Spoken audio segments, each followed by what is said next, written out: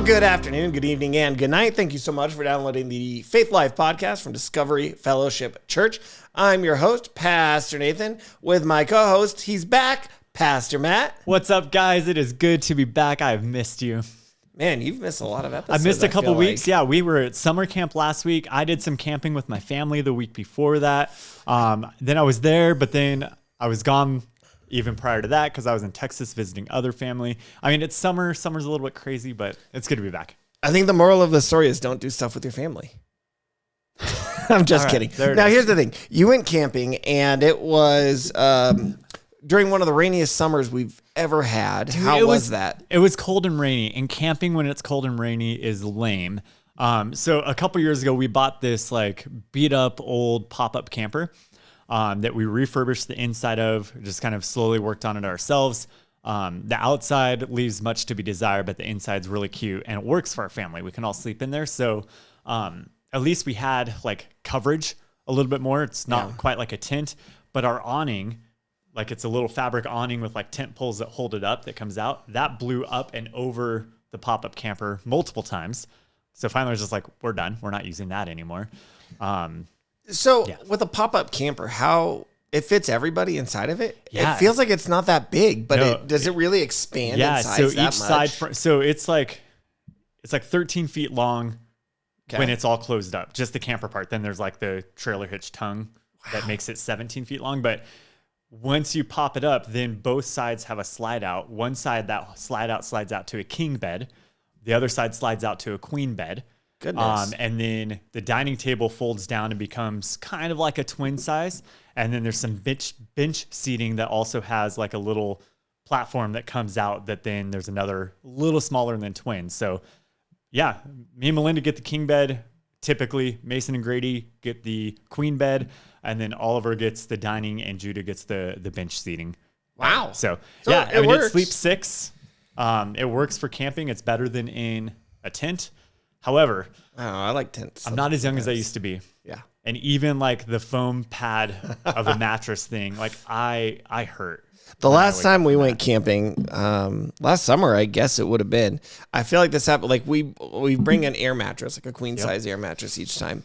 And no matter what, like it was brand new, and I still think we had lost a lot of air by morning. Every time. And it's like, I don't know, is there just a hole in it? Is it just they can't really make queen mattresses to hold people anymore? Well, I'm wondering if actually the manufacturers of the mattresses are actually, it's run by demons, and their goal is to get you to curse God and die, right? Like similar to Job. Similar to Job. That makes sense. When you're camping, you set up this air mattress, you're like, it's going to be great. And then about 2 a.m. is when you feel that air going out, and you just ruins your entire experience. So the other thing that happened the last time we went camping, we got these like, they were like military beds for like cots for the kids, and they fold into a pretty small size and then expand out. Nice. And they actually, it's like a canvas type thing. It looked pretty comfy for the kids. So right. Would it be comfortable for a 40-year-old? Probably not. Yeah. But we haven't been camping this year, so we'll see if we make it out sometime. It's almost August. All right, summer, this is ridiculous. Here's the question. Yeah. Do you prefer camping with your kids or leaving them somewhere and camping without them? Yes. I think there's a little bit of both. Okay. Yeah, I like both. I don't think since we've had kids, I've camped without kids. Oh, really? Unless you count, because I think maybe I've done 1 or 2 youth camping trips where the kids didn't come along. Okay. But then I'm in charge of a whole bunch of teenagers anyway. So like it doesn't count. It doesn't count. Yeah, so I don't think since we've had kids, I've camped without them. I think it's been about half and half for us. We have not been big campers. A few years ago, we got a really good deal on a big tent. Yeah. And then like the second time we took it out, it was on one of those youth trips, and the wind came in. That was crazy. And shredded it. And so I've duct taped a couple big chunks of it, and I've used it since, and it still works great. Great. So at least it was not like ruined. Catastrophic like the second damage, time we use it. Well, let's jump in today. I guess that's enough talking about camping. This is not a camping podcast, despite what it sounds like. I mean, kind of. It could be. Maybe not camping, but camp. But this week is a camp podcast. So let's jump into our main topic today. Then we're going to be talking about camping. So Matt, as you mentioned, just got back from summer camp. It's not that kind of camping we were talking about before, but summer camp.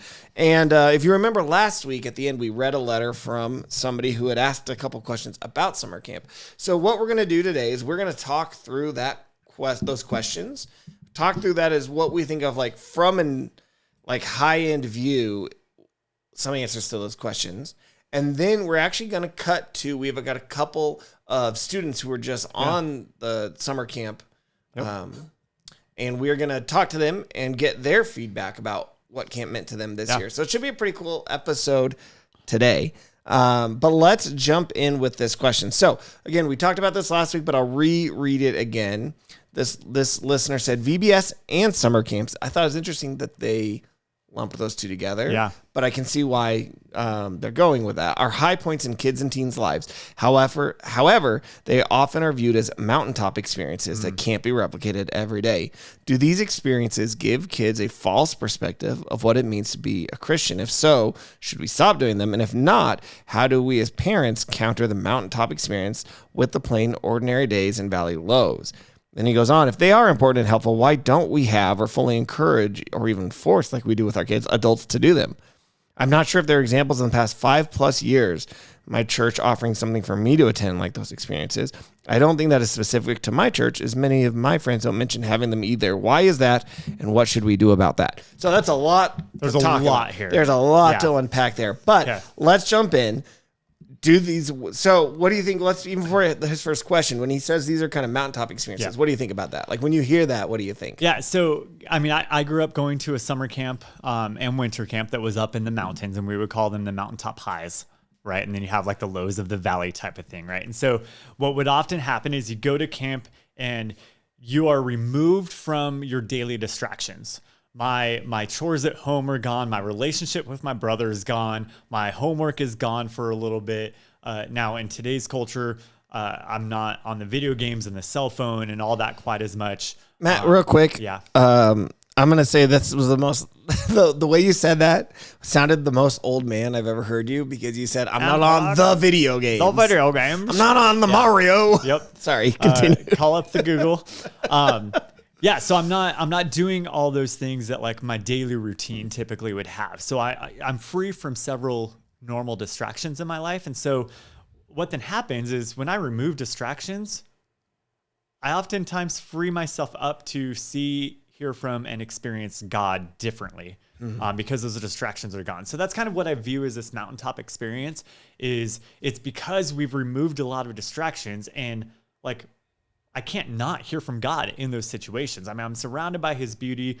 Like you'll hear from one of our students in a little bit. You're surrounded by a bunch of other people that agree with your worship and the object of your worship in that moment, right? So, potentially hundreds of students gathered together, worshiping the same God together. It's a different experience than going to school and being one of like 3 or 4 students that you know of that worship God. So can I ask a question then? Yes. What is the difference then between like a Sunday morning when you are theoretically in a similar setting, but I don't know. I mean, I've heard, because we've already talked to these students. My kids were at camp, so I've talked to them, and there's a difference to what Sunday morning will feel like versus what worshiping in one of these camp settings feels like.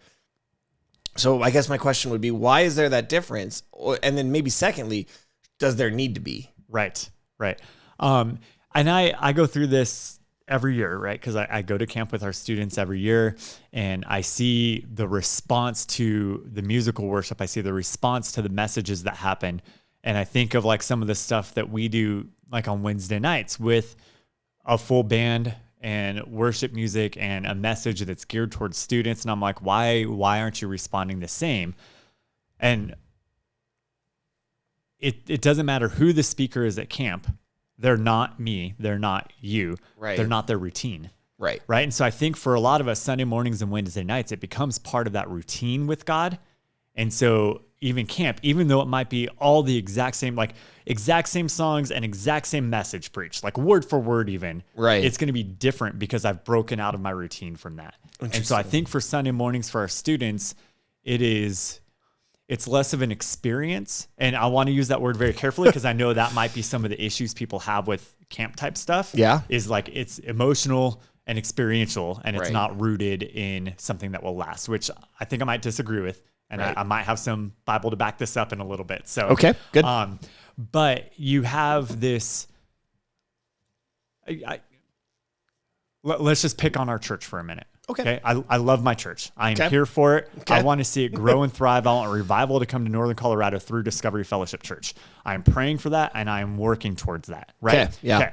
So with that said, on a Sunday morning, we split up our high schoolers and middle schoolers. So we have anywhere between 8 and 18 high schoolers in the room. We have pretty much the same numbers in middle school, separated, and we're sitting down and we're having Bible study. Right. We're opening up the Bible and we're having discussion based. I'm trying to help you process through what it looks like to read and study your Bible. Right.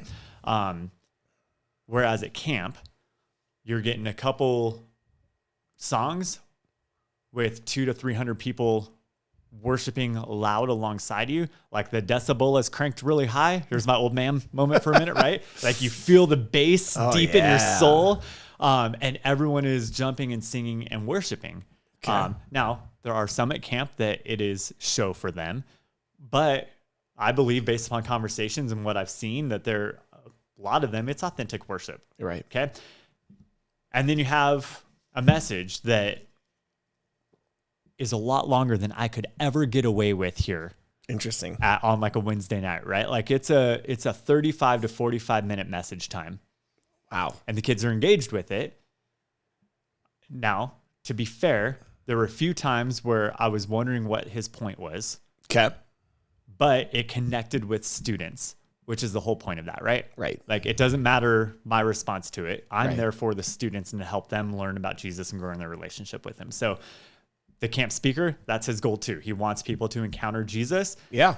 and have a saving faith in him and grow in that, right? Right. And so, and then there's more songs. Wow. And a response time every night, an opportunity to respond to what you just heard one way or another. And so it's stuff that practically speaking, I probably can't replicate on a Sunday morning. Okay. It's stuff that's not for everyone. And I think that if it's something that did happen on a weekly basis, it will lose its effectiveness in the lives of our teenagers. Interesting. And I think if we were to neglect the discussion-based Bible study that we do on Sunday mornings in favor of the more camp-like chapel feel, Right. we would lose some effectiveness in the lives of our students. I think there's power in both, which is why like Wednesday nights, at least last year, we did a once a month big gathering with everyone together and the loud worship music. And the rest of the time it was small group discussion. Right. And I think, even at camp, you had the small group discussion time. And like camp has the benefit of you are there 24 hours a day. So if you're There's not nothing sleeping, else for you to do. there's nothing else for you to do. Right. Yeah. I think you also bring up, and this is a really interesting topic that maybe we'll circle back at a later time. I don't know, depending on how deep we want to go into it. But I think we have this, dichotomy of like emotions and I don't know what you like logic or like the right brain, left brain type stuff or whatever, right? And I think in the church, especially in our church, not Discovery, but in our like denominational leanings, let's say, or however you want to describe us, we tend to favor one over the other. Yeah. And I think other churches go the other way, where they'll favor emotion over like knowledge. I guess that's the dichotomy, emotions versus knowledge. Like, here's what I know about God. Here's what I know when I study the Bible. Here's what I know to be true. And then here's what I feel. Right.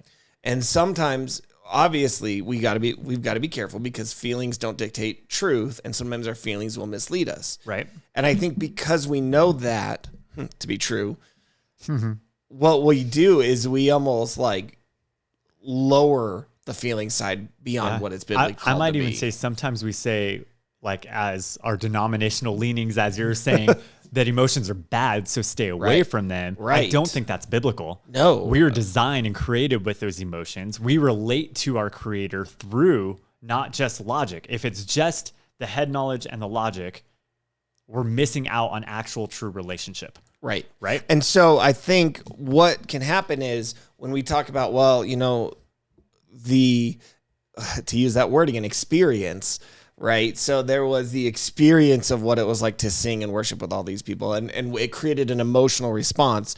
And sometimes our tendency can be to say, well, that was bad, right? Emotions are bad. Don't feel emotions. And so we lower it, or we'll even use, people will say like, it's emotionally manipulative or things like that because we intend it to make you feel a certain way. Right.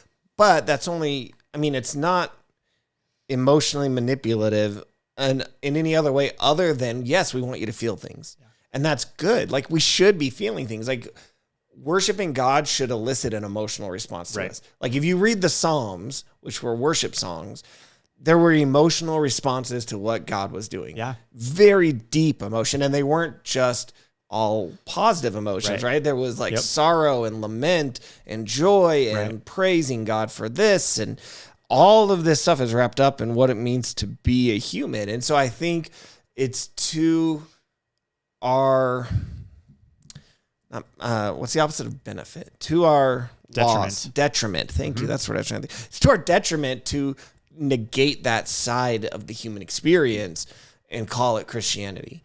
Right. And so I think now, again, when people hear that, they're going to be like, oh, you just want to go by what you feel, blah, blah, blah. It's like, no. Obviously, we rest on solid biblical truth. And so I'm saying, if you're going to sing a song and it's going to elicit an emotional response in you, but it's theologically bankrupt, that's not good. Right. I'm not saying do that. Yeah. But what I am saying is it's okay to feel things too. Huh. And it's okay to not just go to the mind, but to go to the heart. Yeah. Absolutely. And I think there's biblical foundation for all of that. Right. So with camp then and mountaintop experiences, and are we setting students up for failure by purposefully providing those experiences? Right. My initial response is no. So I think of like 3 mountaintop experiences in the Bible that stand out to me. Okay. You have Moses on Mount Sinai. Ooh, yeah. Okay? Right. Literally a mountaintop experience. Yeah. In Exodus chapter, literally mountain. No, these are all actually like literal mountaintops I'm thinking of, not just the emotional mountaintop high. But like literally, I am going onto a mountain. Got it. And encountering God. You have Elijah on Mount Horeb in 1 Kings. And then you have Jesus. When he went up, he took Peter, James, and John, I think, with him, right? This special little retreat with them. And what's awesome is, who did those 3 closest disciples of Jesus see next to Jesus? Elijah and Moses. How did they know it was them? They had pictures. Okay. The Polaroid camera, I think. I was thinking name tags. Oh, that could be too. Hello, my name is. So you think through all those different mountaintop experiences. Yeah. And what happened as a result? Well, first of all, I don't think Moses and Elijah, after encountering God on the mountain, came back and was like, whew, that was an emotional high. All right, let me just get back to the valley. Right. What happened was, well, I think of Moses specifically, his face was like glowing. Yeah. Kind of weird, but really cool. And he comes down the mountain, and what happens? He's reflecting the glory of God to everyone around him. Sure. Right? So like, his mountaintop experience wasn't just for him. Jesus' mountaintop experience wasn't just for him.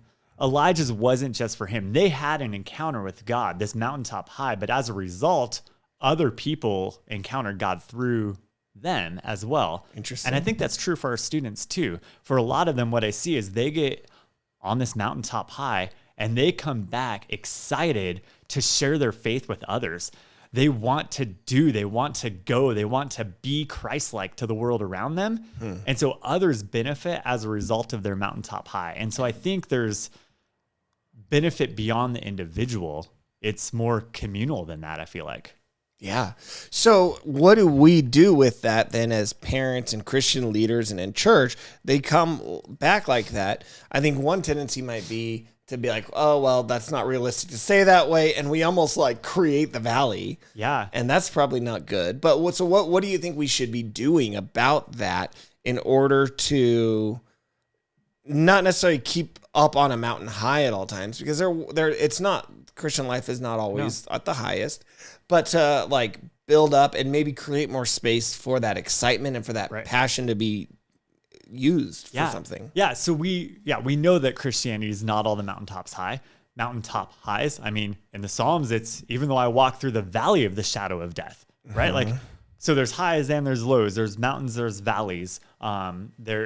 This is part of our journey with Jesus and a part of living in a broken, fallen, sin-filled world. And so students come back. What often happens, and I was encouraged to try and combat that a little bit this year. So I sent a letter to parents prior to us coming home to encourage them of, here's some ways that you can respond to your kids as they come back from camp because they experienced something you did not experience. Right. And as a parent who's not there, that's difficult because you have your kid who just left for their week of camp and they had these chores they were supposed to get done before they left. Right. And they didn't get them done. Yep. And so all week long as mom or dad, I'm kind of stewing in that while my kid is encountering Jesus. And honestly, like as a parents, I apologize if I offend you with this, but it's true. I've been there. I can be a tool of Satan when my kid comes back from camp by immediately getting on them for the things that they failed to do or the chores that didn't get done, or like right away throwing them back into this routine without giving them time to process what God is doing and did. Right. And so as parents, what I can do is one, give my kid a little bit of space. Because, and I know I'm a week later, but parents, hopefully if you're watching, listen to this, you got my email and you did some of this, give them a little bit of space because they need time to process. We did as much as we could as a youth group. So we had 29 students and 5 adults. And like you mentioned, we had small group time. So 3 times a day, it was just our group together talking and experiencing and debriefing a little bit and kind of going through, okay, what did you hear? What did you learn? What's going on? What's next? Yeah.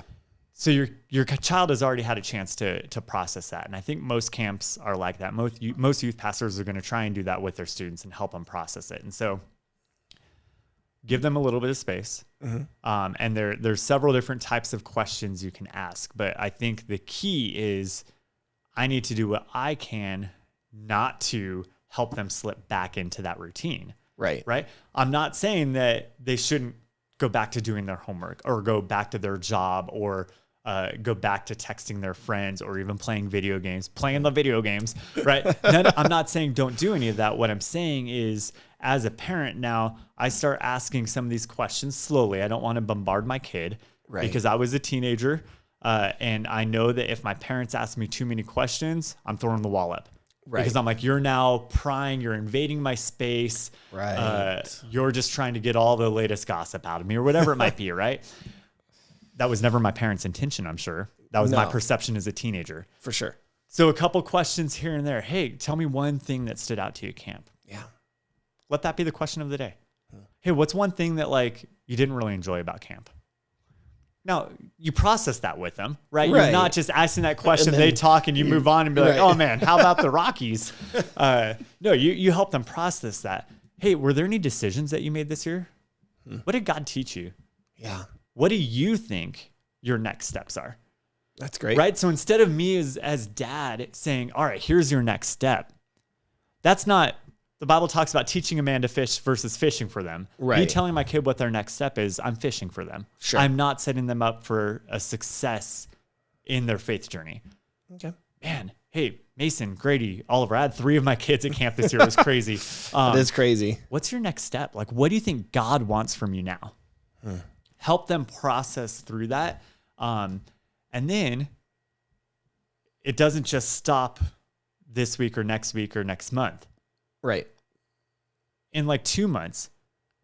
Hey guys, remember summer camp last year? Man, you guys had a great time. How are you doing? Like, where do you feel you are now with God versus when you got back from camp?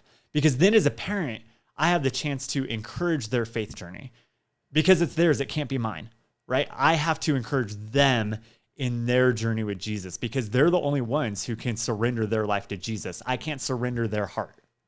I can pray for that. I can Can't try, do it for them. but it's not going to work, right? You have to decide for yourself who Jesus is. And we talked about that at camp this year. Like day 1, night 1, it was, who is Jesus to you? Now, I know there's some pushback to that question because Jesus is who Jesus is, no matter what you say about him. Sure. But my response to who Jesus is matters, because if I don't believe that Jesus is who he says he is, then I'm not going to have a saving faith in him. Right. Right? He's either just a great teacher from a long time ago. He's a myth. He's a liar, a lunatic, right? Those the old trilemma. Yeah. Yep. And so as a parent, I'm encouraging those conversations. But again, camp is 1 week. Right. Out of 52. And so what is God teaching you now? What have you been reading in the Bible lately? Right. Parents, ready? Here's what I'm learning. Oh, that's a good as one. a parent, right? Yep. Here's what God is teaching me. Here's the places I've struggled. I know we have, and there's arguments on both sides, this whole idea of when you have doubts, our denominational bent for many years. If you don't know, we lean Southern Baptist as a church. But we talked about this recently, Nathan, we often say we're not like your granddad's Southern Baptist church. Yeah. Because we have some theological foundation with that, but not a lot of like the way it's practiced. Right. Orthodoxy versus orthopraxy. Oh yeah. I like that. So there's some words for you for the day. So anyway, we have often said, if you have doubts, that's sin and you're in the wrong. Right. I think if you say that, you're in the wrong and you're leading people astray. Right. Right. It's not what we see anywhere in the Bible. Now, you can argue that the Bible does say that we approach God with a confident faith. Yeah. And I mean, James talks about the man who doubts is blown like a, you know. And so that's what growing up I heard. It's like, man, if you're doubting, you're like a man tossed around in the sea. You're just chaff. Yeah. Right? Like you're nothing. I'm like, well, guess what? A lot of my peers and even family members walked away from the faith because of that. Right. Because they heard that if you doubt, you don't believe. Right. If you don't believe, you're going to hell. End of story. Like there was no, like, you can have a saving faith and still have questions because, all right, moment of honesty. I'm 40 years old. I first placed my faith in Jesus when I was 8, recommitted my life to him at a summer camp in 8th grade, and have been following him fairly decently. I'm still a sinner. I'm broken. I make a lot of mistakes. But even to this day, I've been in vocational ministry for 20 years. Yep. I still have doubts and questions sometimes. Yeah. But in the midst of that, I seek truth and answers because God's not afraid of my doubts. Right. Because he's still God in the midst of them. And I have people around me who aren't afraid of my questions, and we're able to talk about it and bounce things off each other and seek truth together. Really cool. This year at camp, we had 2 students who were on the verge of leaving their faith and even said to us, I just don't know if I actually believe this anymore. Oh, wow. Like they said they placed their faith in Jesus a while back. So we had a couple hours. Me and the other guy leader took them aside and we were talking with them and just say, like, bring it. Ask all your questions. Bring all your doubts because our God is bigger than that. Yeah. Between he and I, we've heard almost every doubt or we've asked those questions ourselves. And so it's not like we were afraid of anything they were asking. We told him, look, if you ask me something I don't know, awesome. Because then I get to find out the answer with you. We get to journey together. I love that. And I'm not afraid of what I'm going to find on the other end of those questions. Right. Because time and time again, God has proven himself faithful and true. And so parents, my encouragement to you, if you're listening to this or watching this, is let your kids ask questions. Let them doubt. Pursue Christ together in the midst of that.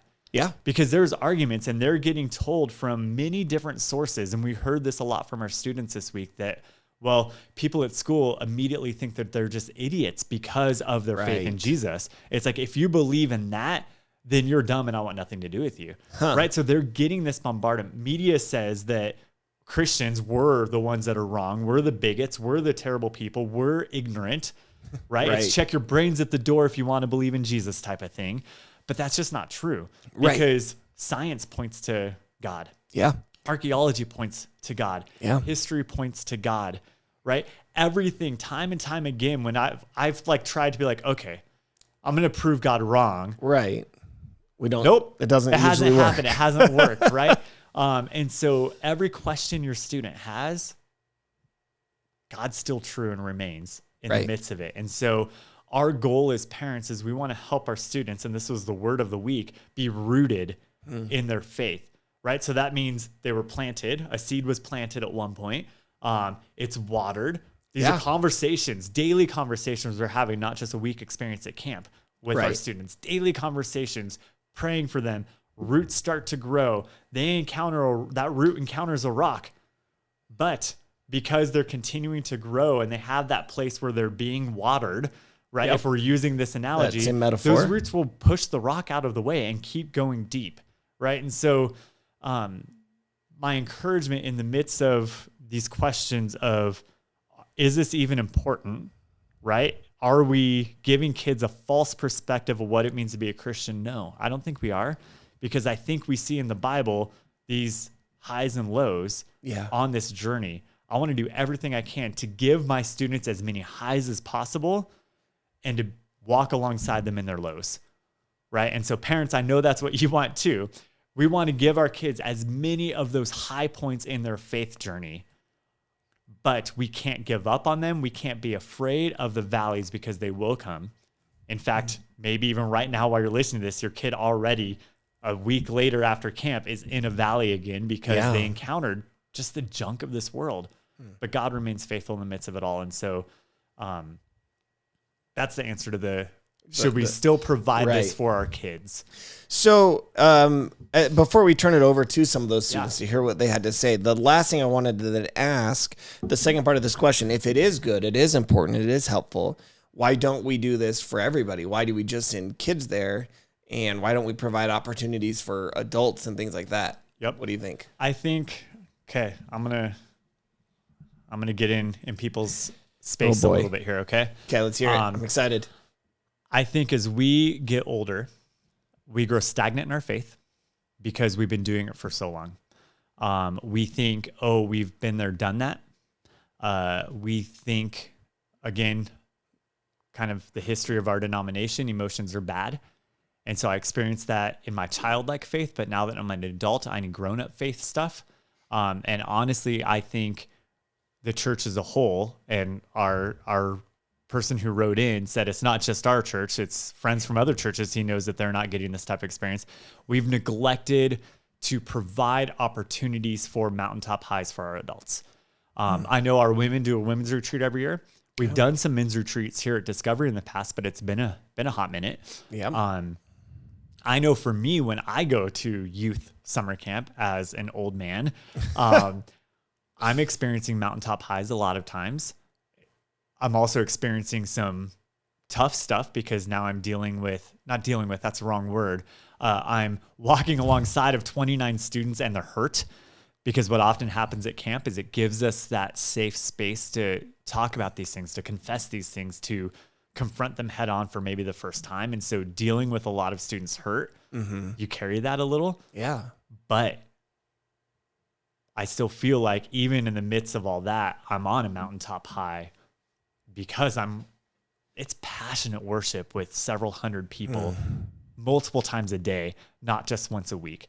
And so adults, my encouragement to you is don't let your faith be a Sunday morning thing, right? Because I think we've gotten into that habit. Or even those of you that are faithful to read your Bible every day, you're just reading it because that's what you have to do. You're not reading it for that relationship and connection with God, because there is an emotional connection that happens as I learn more about my Creator, on top of just that logic, right? On top of just the head knowledge of knowing more about Jesus, I'm knowing him deeply and intimately. And I think we lose that intimacy with God as we get older. Not everybody. But in my experience, what I've seen with a lot of people, and I've been there myself, and I know friends who have been there too, we lose that intimacy with God because we feel like, well, that was what I needed then, not what I need now. But friends, it's what you need now. You need to be drawing close to Jesus as often as you possibly can. And honestly, you're an adult now. You don't need me to provide this experience for you. Our teenagers, they're still learning and figuring out what that is. So they need me to provide that for them. Like, you have the opportunity, adults, to take an overnight trip on your own, go retreat away from routine and job and family, work it out with your wife, first husbands, wives, work it out with your husbands to make sure the schedule works, but go get away for a day or days at a time to be with God. Like, you can provide your own spiritual retreat. You don't need me to do it for you anymore. Right. It's kind of like I talked about this somewhere recently, where it's like church is less a restaurant and more a culinary school. Like, it's the place that we learn to prepare and feed. Like a mature Christian, you don't have somebody else feed you. That's what, when you're an infant, you have to be fed by somebody else. Yeah. But as you mature, you learn to prepare your own food and then feed others. Yeah. And so, like, when was the last time you went on a prayer walk where just for an hour you're walking around your community, communing with God, right? Talking with him, asking him to give you a heart for the people in the houses that you're walking by, or the businesses you're walking by, or whatever it is, right? God, help me to see them the way that you do. How can I look more like you in the midst of my community? Right? When was the last time we did that? Yeah. I think for a lot of people, maybe they can't even answer that question because they don't know when it was, or it's never been the case. Like, you now as an adult, you're responsible for your own faith experiences and journey. Now, as a church, we want to come alongside of you and partner with you as much as possible, which is why, we do the women's retreat. Right. We've promoted a couple men's retreats. We haven't planned one ourselves in the last several years. I know COVID broke some stuff, but we're past that now. Maybe it's something we should look at. It's here forever, but let's maybe, look into it. I like it. So if you're listening to this and you go to Discovery Fellowship Church and you're a man, let's get together and let's chat about this. Like, what can we do to provide opportunities for guys to grow in their faith, to be the spiritual leaders they need to be in their homes, and to help you learn how to cook for yourself. Right. Using that metaphor. Awesome. Well, let's turn it over. We're going to go to a couple of the kids who are at camp, get their perspective as well. So here's what they had to say. All right. So Bella, tell me a little bit about your experience at camp this year. It was really fun. I recommitted my life to Jesus and God, and I'm really glad I did because it definitely helped me a lot. What does it mean when you say you recommitted your life to Jesus? Well, I already got saved before, but the last few years has been different, so I wanted to recommit it to just say I do just to like make sure. Yeah, that's awesome. So what's next for you then? So you've recommitted your life to Jesus. What do you think you can do in order to not kind of fall into what happened the last couple of years after you first gave your life to Jesus? I'm definitely wanting to do a lot more with my church. Okay. With Discovery, and I want to find people and try and help them to commit their life. Awesome. And find Jesus. Yeah, that's great. So what does I guess in like one sentence, what does camp mean to you? Why does camp matter for you? Just everything about it. The best part was definitely worship and hearing the sermons. That was the best. Okay. If we were to have camp again next year, are you in or are you out? I'm going in. You're like, I'm going. Like, there's no question about it. I'm in. Awesome, Bella. Thank you for sharing that. I greatly appreciate it. Yeah. Okay, so this is a letter written by one of our students. Her name is Devin. She couldn't make it for our actual recording, but wanted to share just a personal testimony about how God moved in her life. So here it is. I'm glad to say that I got to attend Ponderosa Summit Camp 2023. Months prior, I was trying to brace myself for the fact that I most likely wouldn't get to go. For last year, I've been dealing with an illness that would not give me a break. My prayer was that God would provide a way for me to go, and he did just that. I want to thank Carmen and Tracy, who know all of the details and made my camp experience possible. I love you guys. Just side, Carmen and Tracy were two of our adult leaders who were there this year. Awesome people. They did a great job, along with Sarah and myself and Jeremiah. We were the adults with 29 students, so super cool. Anyway, so Devin says, I love you guys. The week before camp, God put it on my heart to pray for two things. One, healing, and two, to step into the woman he created me to be. He also put the word rooted on my heart. And I was amazed to see that as Pastor Matt pulled out the green t-shirts for camp, the word rooted was written on the front. As the week went on, I believed what God had said. I knew that God had put these two things on my heart for a reason and that he wasn't done, that I had to be faithful and pray for them, although I couldn't help but wonder what this looked like. It was halfway through the week after an amazing worship service in our small group time. We were taking time to lay hands on people and pray for them. I think the only other time I have cried that hard was last year at camp. Everybody was so raw and vulnerable. I wasn't going to say anything, but God prompted me to take courage and ask for healing. I'm so glad I did. The group surrounded me and I felt an instant peace wash over me. I'm so thankful for every person who prayed for me. Tracy prayed for restoration, and that word has stuck with me, but God still wasn't done. The next day, we had a full service dedicated to the book of Esther and raising up the next generation of godly young men and women for such a time as this. When you listen, God speaks. All right, so Mason, tell me a little bit about your camp experience this year. Well, first of all, it's just spiritually moving. I love going to camp and just feeling the power of Jesus, and I feel that every single year, and I just loved worship this year so much. It felt epic, I guess is the right word to say. It just felt like epic with all these other believers in the room, and just like all the praise and worship for the Lord that happened at camp was just really moving. So what sets apart worship at camp? Because you're now the second person to say 2 for 2 right now. Yeah. People have said worship was a big positive. So what sets apart worship at camp from anywhere else? I think it's just the environment. It's a lot of young people my age. It's a lot of people my age at summer camp. We're all just worshiping the Lord, and it just feels like we're all one body in that moment. Whereas when I worship here, it just feels like I'm worshiping by myself. I'm still worshiping Jesus. Yeah. But it just feels like I'm worshiping by myself because I don't hear a lot of other voices. I don't feel like the Spirit moving through other people as I do at camp. Right. So you feel like the worship at camp is maybe a little more communal, and your worship on a weekly or daily basis feels more isolated? Yeah. Interesting. Okay. Anything else about camp that jumps out at you that you'd like to share? I was really happy that the Lord just brought to my attention just a lot of verses and passages that we went over this week, because I've never really ever highlighted a Bible before. But with the new Bible that I bought right before camp, it was just, I wanted to make sure I was highlighting things or writing things down in my Bible. And there was so much that I highlighted and wrote down at camp this week. And I'm just really glad that the Lord was bringing all those different verses and passages to my attention this week. Is there one thing you highlighted that you're willing to share with us, if you can remember off the top of your head? I know it's been a week since we were at camp, and so no. Every year at Ponderosa, they've got a little mini golf course, and I was trying to hit a hole-in-one on this one hole, and I did it. Wait, is that something you highlighted in your Bible? Oh, so yeah, I want to know. Yeah, my bad. No, you did a great job with that hole-in-one. That's awesome. There's a lot of fun rec stuff at camp, but yeah, you had just mentioned how you did a lot of highlighting in your Bible, and you don't normally do that. Do you remember one of the key things you highlighted that maybe can be an encouragement to our listeners?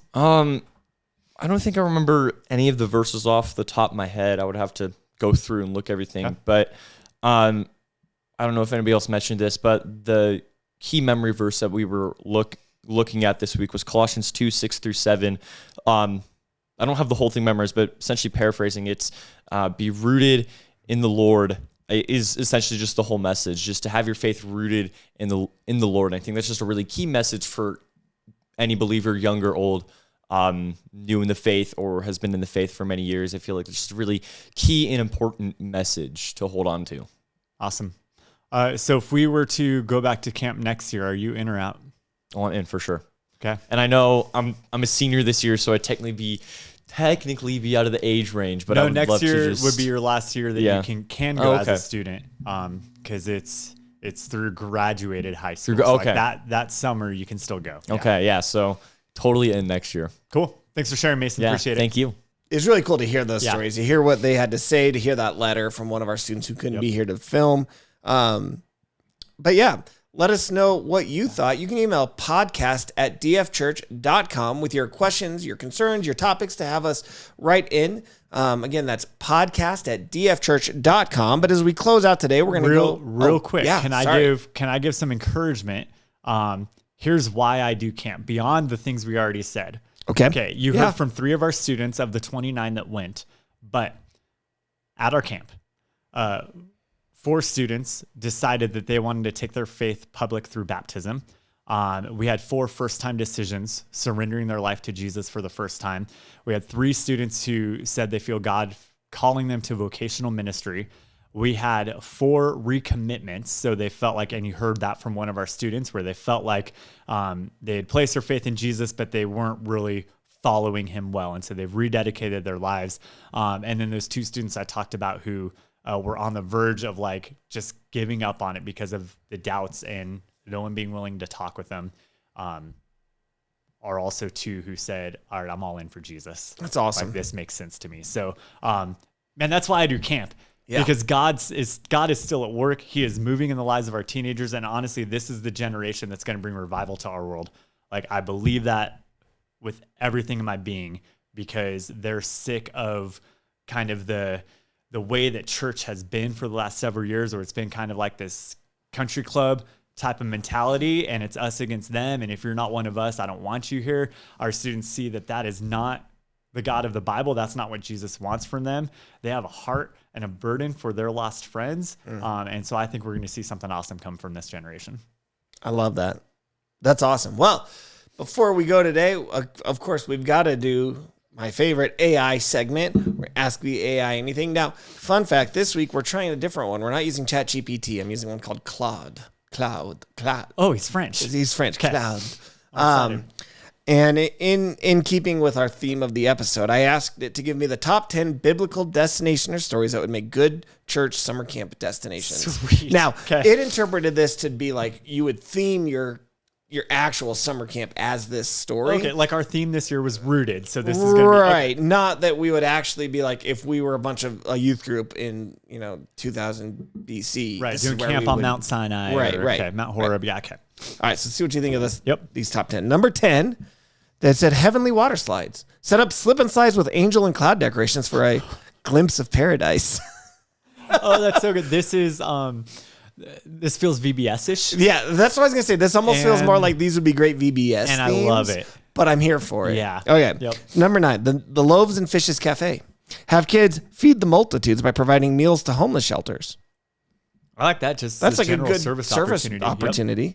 Number 8, a Jericho road trip. Reenact the battle march around cardboard city walls and finish by blowing horns and cheering. Okay, so that one feels less camp or VBS like, and more if I'm doing a Sunday school lesson on that. Yeah. And I want the kids to act it out. I'm gonna bring a bunch of cardboard boxes, little kazoos, and then just Yep. let them kick over the boxes, kind of like Angry Birds style, but with the kids. See, I would almost want to set it up to have when something else knocking them over, so that when When they they did that, blow. they all just started crumbling and blowing up everywhere. All right, That'd be so sweet. Mickey, our children's director, we have an idea for you next time that you do teach it. this. So, okay. All right, number 7, Job's patience practice. Play frustrating games that require perseverance and rely on friends. So just a little aside, at camp, I gave our students a few frustrating things. Perfect. We did some of the team building activities that it's really easy for them to get frustrated Yep. with each other over, Yep. for the purpose of them learning what it means to have those interpersonal conflicts and how to resolve those. That's great. And so that's what that one reminded me of was some of that and some of the frustration on my students' faces. Number 6, the fiery furnace vacation. Roast marshmallows and sing praise songs around a bonfire while sharing feats of faith. So this isn't going to Death Valley yesterday in the hottest day ever recorded or whatever, right? No, Okay. it's... I would do that as long as you could make your marshmallows look like Shadrach, Meshach, and Abednego. Sweet. I like that. Number 5, Daniel and the Lion's Den. Turn the camp into a giant cardboard den and use stuffed lions for a fun simulation. Okay. It might be more VBS Yeah. or like a Sunday school. Yeah, kind of Lesson. like an object lesson. Yep. Number 4, David and Goliath have a slingshot contest to take down a giant inflatable Goliath. Okay. That could be kind of fun. That could be kind of fun. You can also do it with just like, again, if this feels kids campy to me, Yeah. but you get like your biggest, tallest adult and all the kids have water balloons And they have to take them out. and they have to take them out. Yeah. Number 3, the parting of the Red Sea. Speaking of water balloons, recreate the scene using pool noodles as waves and water balloons as fish. What? I don't know what that means. How do you use water balloons? Like there's water balloons in the pool? I don't know. Or is it saying you're not using any actual water? You're just using pool noodles. That's kind of what and I'm you thinking. But move then how them, do like the and water balloons balloons are just float in the midst of pool? I don't know. Hey, Claude, I'm going to need a little more information on this. Number 2, Noah's Ark. Campers can build mini arks and act out the story in costumes. End with an animal parade. Oh, that's fun. How about we build a boat? Maybe you all build just one big ark. One big boat together. Yeah, and everybody's a different animal. And everyone dresses up as an animal, goes on the boat, and we go out to Horsetooth and we share the gospel. I like that. All right, number 1. Top 10 biblical destination or stories for a fun church summer camp. The Garden of Eden. Okay. Campers can wear fig leaves. Nope. And I'm eat, out.